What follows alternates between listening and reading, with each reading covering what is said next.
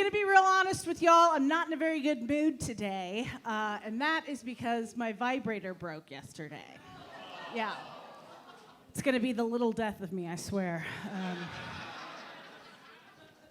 No, but so here's what I'm going to do tonight, okay? I'm going to go home tonight, and I'm going to set my cellular telephone on vibrate, okay?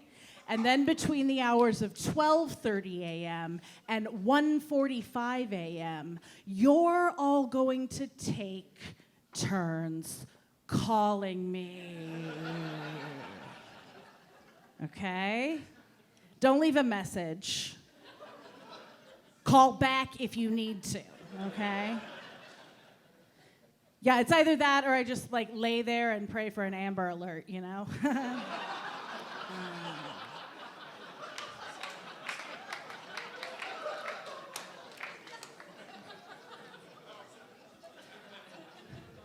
What can I say? Like, nothing turns me on more than the thought of like a dad who wants to spend more time with his kids, you know?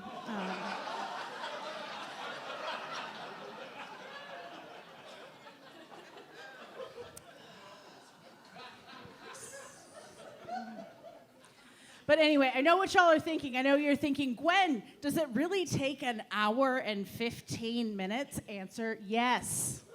Okay? Because that is exactly how long it takes me to watch 2 episodes of Murder, She Wrote. Okay? And why am I watching 2 episodes of Murder, She Wrote before I go to bed at night? Great question. In case the first one is a cliffhanger. Okay? You think I'm going to be able to fall asleep while there's an unsolved murder in Cabot Cove, Maine? Absolutely not. Get in the Buick Skylark, Jessica Fletcher. We've got clues to find. Why are so many people being murdered in the town of Cabot Cove, Maine? That show was on for 12 years, 25 episodes a season. That's over 300 murders. There are only 3,600 people who live in the town of Cabot Cove, Maine. That's a full 8.9% of their adult population dying by first-degree murder. What in the fuck is going on there?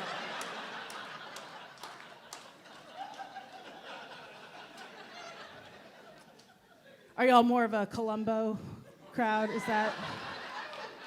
Because I can change the joke.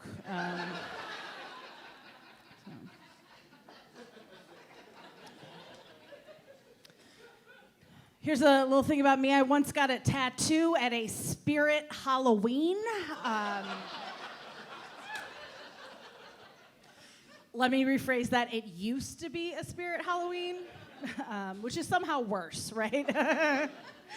Because can you imagine how shitty a place has to be for spirit Halloween to look around and be like, ooh, we can do better next year, guys. I did it like on a dare, because like I couldn't say no to that, and I was not gonna ruin my dad's bachelor party.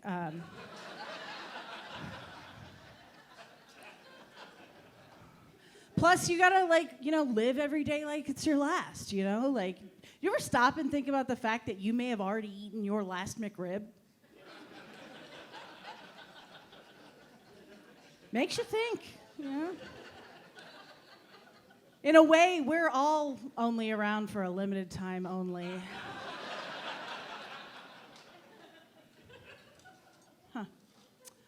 I went to a Christian winery recently. I think they call it a blood bank.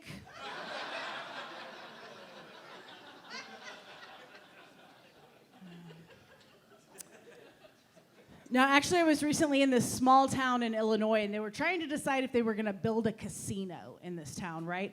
And like a bunch of people in town were in favor of building the casino, and a bunch of people in the town were against it. And they had all gathered at their town hall that day to have a big rally about it, So half the people in town were standing on one side of the lawn, and they were all holding up great big signs that said, "Casino!"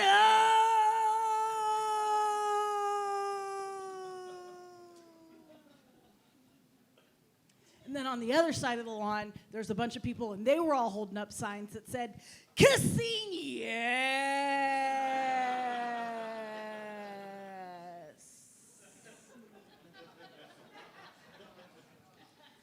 And there I was in the middle holding up my sign that said, "Casino, I can see both sides of this argument because on one hand, a casino could bring a great deal of tax revenue to your county. However, organized gambling disproportionately affects the poor and working class, so this could create social problems that you are not yet prepared to deal with. However, I do not live in your jurisdiction and therefore am not permitted to vote on the matter."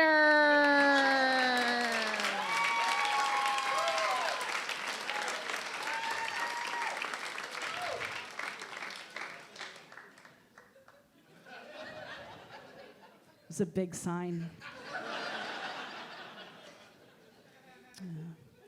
Clap if you were on the homecoming court in high school. Clap if you were on the homecoming court. You, right here?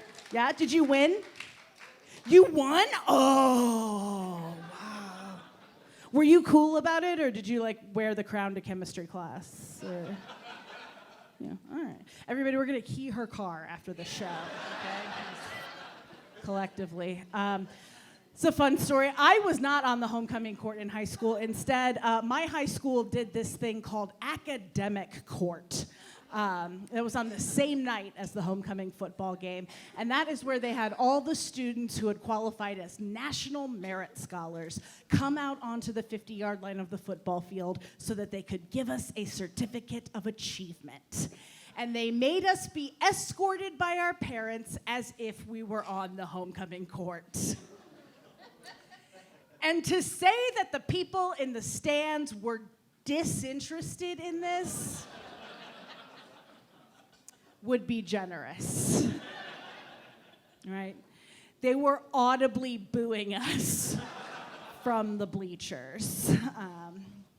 And I stood there on the football field, and on one side of me stood a woman who would go on to become a prominent oncologist at a hospital that shares a name with a popular sandwich condiment.